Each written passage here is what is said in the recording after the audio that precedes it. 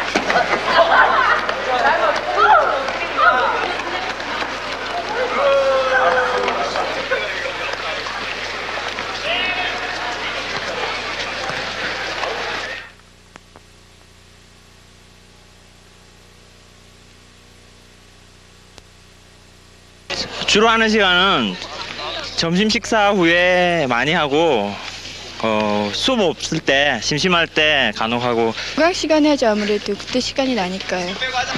점심 먹고 난 다음에 30분 정도 차죠.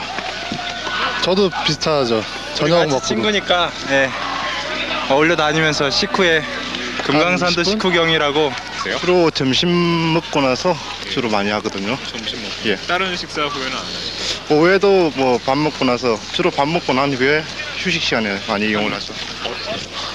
밥 먹고 나서 그러니까 시간 보면은 12시에서 1시 사이 5시 반에서 한 6시 반 사이 이 정도쯤에 많이 하죠. 그러니까 점심밥 먹고요. 그다음에 또 저녁 먹은 다음 시간 그리고 없어요.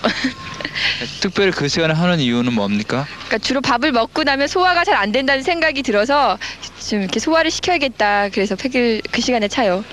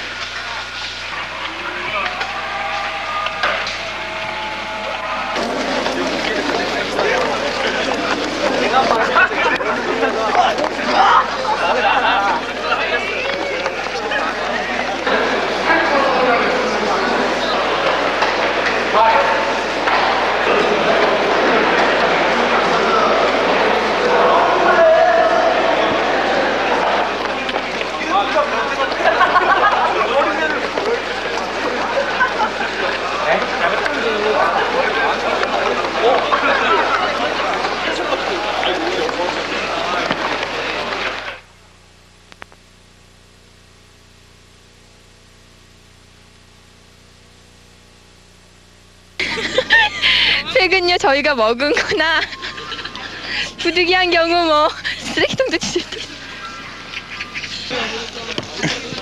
팩을 먼저 다 뜯어가지고 내기통일을 다 뜯어서 저희 같은 경우는 내기통일을 다 뜯어가지고 이렇게 안으로 집어넣어서 자요. 이렇게 여러 가지 방법이 있는 것 같아요.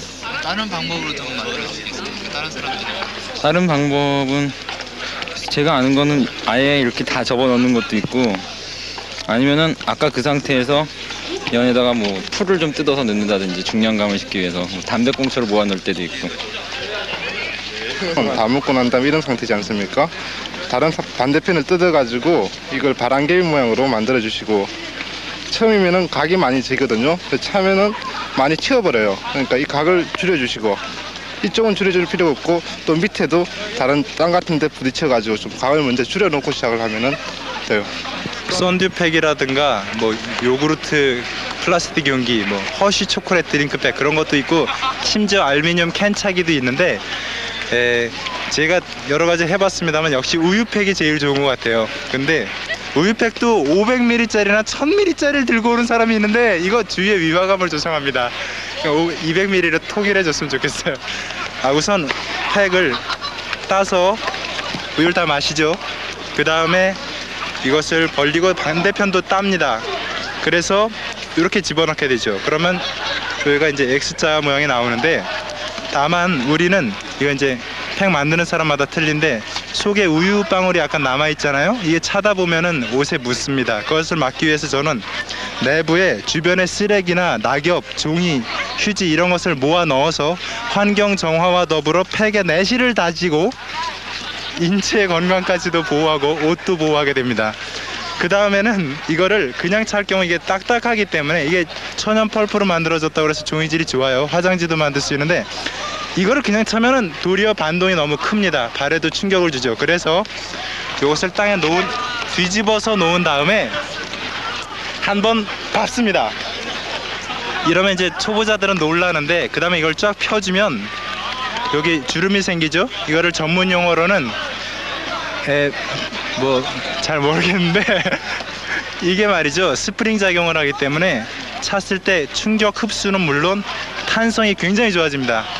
이거를 애용하는 방법은 주로 저와 팩을 같이 차본 분이라면 이 진가를 아는데 일부 법대에서 유행하고 있습니다. 이렇게 만들어진 팩은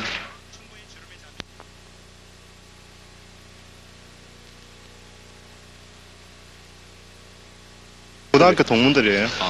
그럼 다른 친구들하고는 안 하시고? 다른 데도 하기도 하죠. 그냥 과 애들하고도 많이 하고. 그럼 점심을 주로 같이 먹는 사람들하고 하나요? 그렇다고도 볼 수 있고 팩차기에서도 모이거든요. 또 스트레스를 풀려고 하다 보니까 많이 모이고 그랬어요. 과 친구들도 있고, 과 친구가 대부분이죠. 뭐 동문 친구들 만나면. 그러니까 특별히 하는 대상이 있는 게 아니라 그냥 사람들 모이면은 그냥 하는 거예요. 보통 팩차기로 하면 사람들이 몇 명 정도가 필요합니까? 5명? 많으면 8명? 그 정도 선이죠. 뭐 한 5명 정도. 되게 뭐 공부 같이 하는 친구들, 선배들, 뭐 후배들 되게 뭐 그렇죠. 몇 명 정도가 모여야지 팩을 잡니까? 글쎄요, 2사람 이상이면 기본이 가능하다고 볼 수 있는데, 가능하면 4사람이 가장 좋겠죠. 90도 각도로 딱 해가지고 찰 수 있으니까. 주로 같이 차는 사람들은 팩은 이렇게 주로 친한 친구들끼리 많이 차게 되는데, 꼭 친한 친구들이 아니더라도 이렇게 서로 모르는 사람들 이렇게 차다 보면 많이 껴서 차게 되고 일정하지는 않은 것 같아요. 주로 친한 사람들끼리 차기 시작하는데 나중에 차다 보면 모르는 사람이 더 많고 막 그래요. 2명으로 팩 차기는 참 좀 힘든 것 같고요. 최소한 3명 이상은 돼야지 제대로 팩을 찰 수 있다고 보고, 또 사람이 너무 많으면 팩 차는 재미가 좀 떨어지는 것 같아요. 사람이 많기 때문에 기회가 없고 그래가지고 한 3명에서 한 6, 7, 8까지가 적당하지 않나 생각해요.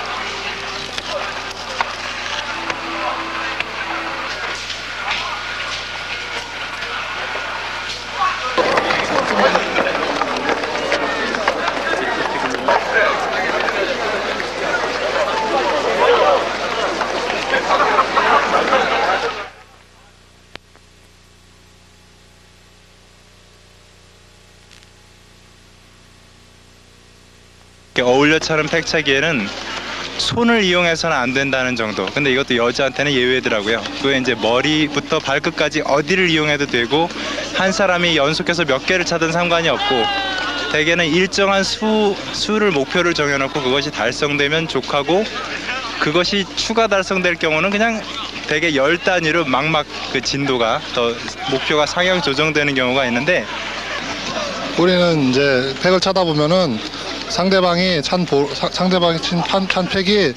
그 상대편의 그 다리 사이로 들어갔을 때 그것을 꼬린이라고 하는데요. 일반적으로는 굉장히 보기 드문 현상이기 때문에 한번 그런 현상이 일어나면은 그 당한 사람은 굉장히 창피하고 쑥스럽게 되죠. 여러 가지 설이 있는데요. 그 주로 양심설이라는 게 있고, 그다음에 최후 접촉설이 있거든요. 그 최후 접촉설은 맨 마지막에 팩이 맞을 때, 그러니까 팩이 맨 마지막에 맞은 사람이 딴 사람이 못 찾을 경우에는 그 사람이 책임을 지게 되는 거고, 양심설은 공이 어중간하게 두 사람 사이에 떨어졌다 그러면 양심적으로 두 사람이 같이 책임을 지든지 한 사람이 책임을 지든지 그렇게 하죠. 뭐 다를 텐데 글쎄요, 저희들은 뭐 파워팩이니 뭐 공중팩이니 뭐 여러 팩이 있는데 보통 뭐 10번 이상 차는데 뭐 만약에 어떤 사람이고 터미네이터로 실패했다 그런 식으로 이제 그 사람이 이제 벌점 이렇게 해가지고 뭐 가볍게 음료수 살 수 있게끔 돈을 좀 작출한다든가 뭐 그런 방법이 있겠고, 또 한 가지는 꼬린 집어넣는 거 있잖아요. 앞으로 뭐 들어간다든가 뒤에 들어가면 뭐 2배로 이렇게 뭐 벌칙을 준다든가 뭐 그런 방법이 있고, 뭐 건강 팩차기는 여러 가지 방식으로 이렇게 한 사람을 정해가지고 그 찬 수만큼 이렇게 팔굽혀펴기를 한다든지 그렇게 건강 증진을 목적으로 하는 팩차기고요. 뱅크 팩차기도 종류에 따라서 되게 다양한 것 같은데, 그것은 마지막에 차다가 실패한 사람이나 마지막에 차다 실패한 사람이 돈을 내는 경우도 있고, 아니면은 실패한 사람을 밖으로 내보내고 그 남은 사람들끼리 팩을 차가지고 그 숫자만큼 일정한 방식에 따라서 돈을 내는 경우도 있어요. 그러니까 파워팩이요. 파워팩은 제가 알기로는 이렇게 그냥 팩을 그대로 사용하는 게 아니라 이게 여러 가지 막 넣고 그래가지고 이렇게 무게를 실어가지고 아주 뻥뻥 올려 차는 거, 그런 팩이 아닌가 싶은데요.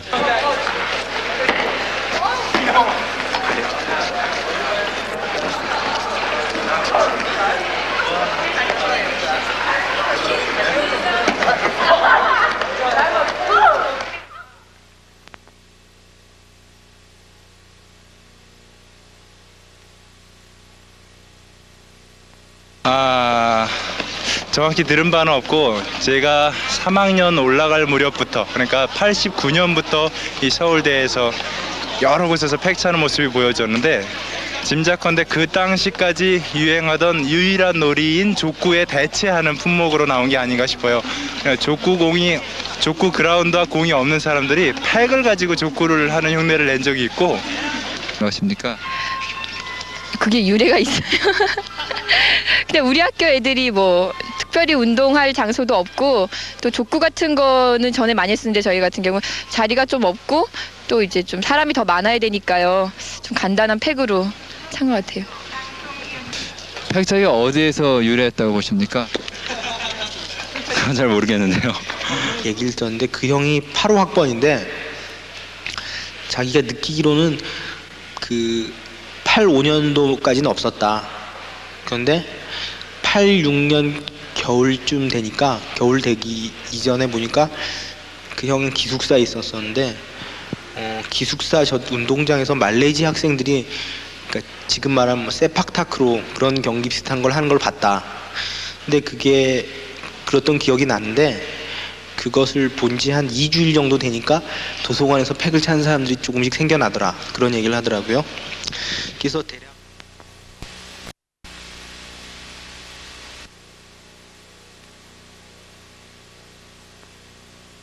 일부에서는 안 좋게 보거든요. 저희 교수님 같은 경우 강의 시간에요. 상당히 의미 없는 거라고 그렇게 말씀하셨는데요. 상당히 재미있고 건전한 것 같아요. 그리고 좋은 점이면 스트레스도 많이 풀 수 있고, 또 우리 학교 학생들이면 대체로 운동량이 부족하거든요. 그리고 운동량을 보충시켜주는 것도 볼 수도 있고, 그다음에 좀 안 좋다 하면은 좀 지나가는 사람들한테 좀 불편하다, 그 정도가 되겠죠.